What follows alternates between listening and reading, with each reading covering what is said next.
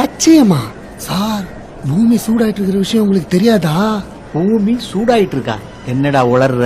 ஆமா சார். எப்ப எங்க குண்டு வெடிக்கும், எப்ப பூமி ரெண்டா பொளக்கும், எப்ப வானத்துல இருந்து என்ன கொட்டுன்னு தெரியாம உலகமே பதறி திரியுது சார். பதறி தெரியுதா? இன்னொரு பக்கம் கோடிக்கணக்கான மக்கள் ஒரு வேளை சாப்பாட்டுக்கு வழி இல்லாம அலைஞ்சுக்கிட்டு இருக்காங்க. இதுக்கு ஊடால எவன் சார் லட்சியத்தை பத்தி யோசிப்பான்? தாண்டி யோசிக்கிறானே.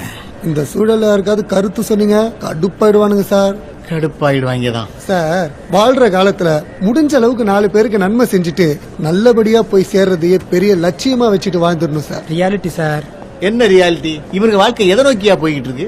எதையோ நோக்கி ஏன் சார் நம்ம வாழ்க்கை போனோம்? அது எப்படி நம்மள நகர்த்திட்டு போதோ அதுக்கேத்த மாதிரி சந்தோஷமா நாம நகர்ந்து போயிடணும் sir. Nature of law sir. என்னையா லாலுன்னு அவங்களை ஏத்தி விட்டுட்டு இருக்க?